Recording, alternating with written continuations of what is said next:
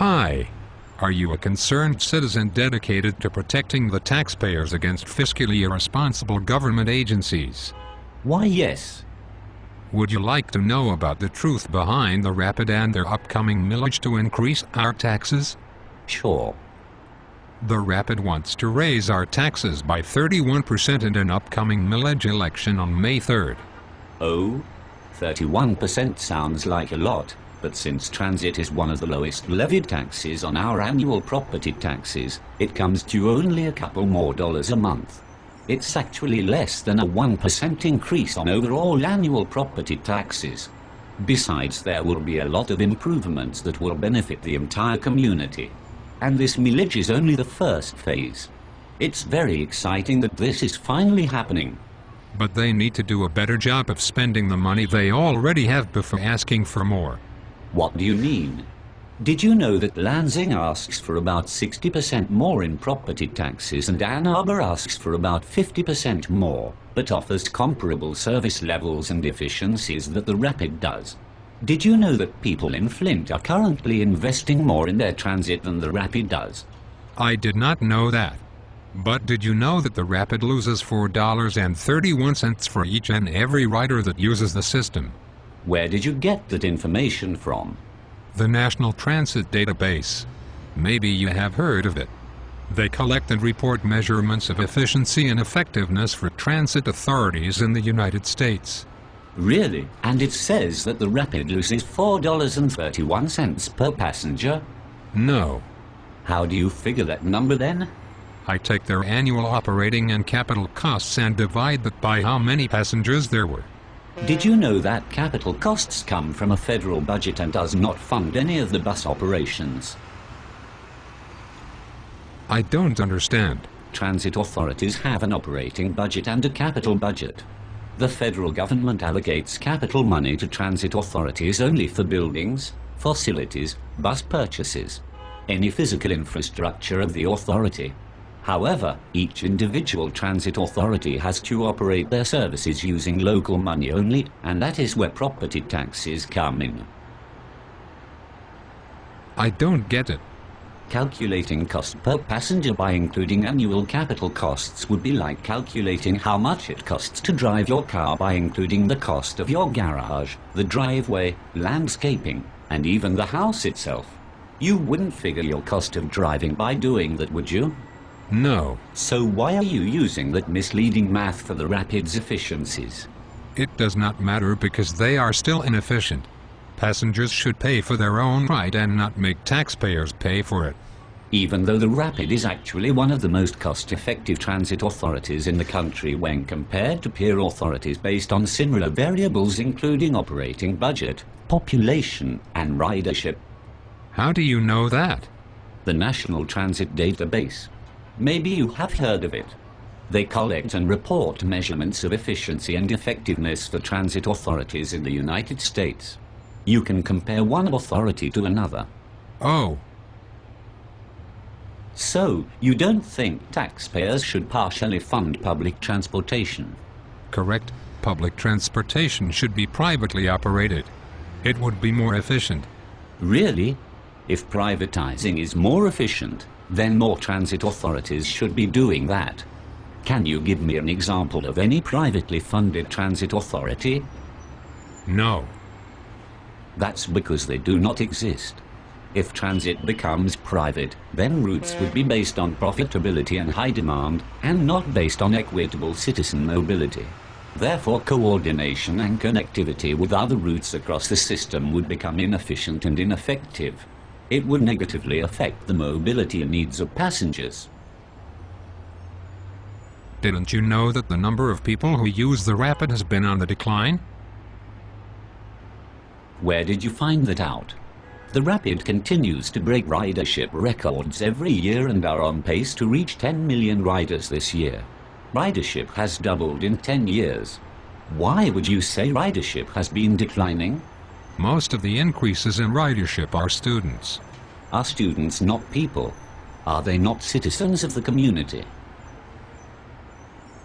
Did you know that the Rapid spent $30 million on a new garage so that their buses could be stored indoors? Yeah, that's fantastic.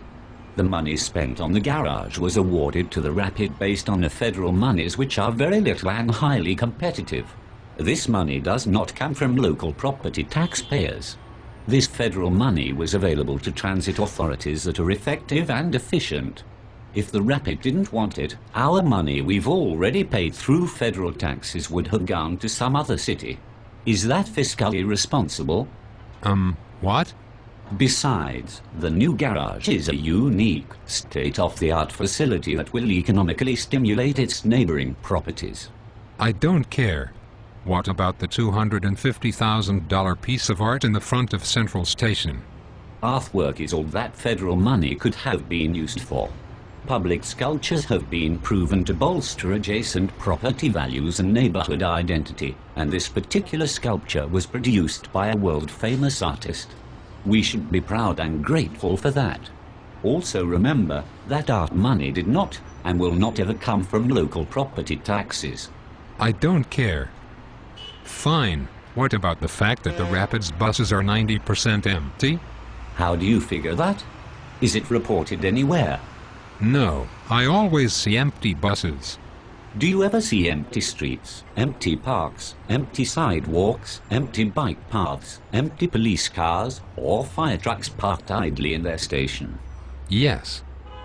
But sometimes these things are busy, full, or highly used. Right. Yes. So would you understand that there are some times of the day where the buses are full and other times when there are only a few people on board? And did you know that the more service provided, the more people are willing to ride? Improved convenience increases use. That is a fact. We just don't need any more buses clogging and snarling up our streets. The Transit Master Plan indicates a need for more proactive public transportation infrastructure in our region. It provides a choice of mobility alternatives that is proven to enhance urban sustainability and benefit local economies, even to those who don't use it. I don't care. What about the Silver Line? The Rapid is trying to sneak that in this election after it was defeated last year. It's a waste of money. It would clog up Division Avenue, Michigan Street, and Monroe during rush hour by closing one lane of traffic only to be used by the Silver Line. It would run slower and there are already buses along those streets. Are you aware that the Rapid is overseen by public committees and a board? Their enhanced mode planning initiatives are overseen by nationally recognized consultants and must be approved by an array of local, statewide, and federal professionals before ever moving forward. Most of all, there was extensive public input that was the foundation of this proposal. Do you understand these transportation professionals know what they are doing and have proven to be great stewards of our tax money? No. Wait, I don't care. This means that there has been extensive research and documentation produced that outlines the potential economic and mobility benefits of building the Silver Line, and your claims are false. Are you a professional transportation planner? No. So what is the basis of your negative perception? It is a waste of money. This is just some fat cat ego-boosting bureaucratic idea. It won't benefit anyone. Not building the Silver Line will save taxpayers $30 million. No, not building it would give our $30 million to another city whose citizens understand the benefits, and you've clearly seen too many movies about corrupt politicians. Every dollar they spend is overseen by federal auditors, and there are a lot of restrictions to where and what monies can be used for. Empirical data is the driving force behind these improvements, not politics. Transit is not a partisan issue. Both sides of the aisle realize the benefits of high-quality transit. Your quote facts are largely based on opinion and speculation by assuming a negative consequence of investing in high-quality transit. Did you know that any successful, vibrant, and attractive urban area has a high-quality transit system? I don't care. Besides, most of the improvements of this millage involves increased frequencies and extended hours of all of the Rapid routes.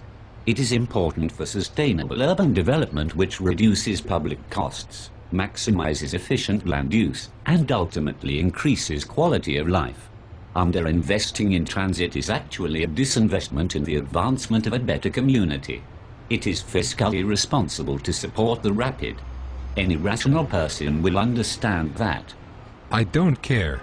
So you misguide people with your amateur knowledge and assumptions in hopes of convincing people to disinvest in their community. Please go to www.rapidyes.org to discover the first step in moving the Rapid into a better transit tomorrow. Vote yes on May 3rd.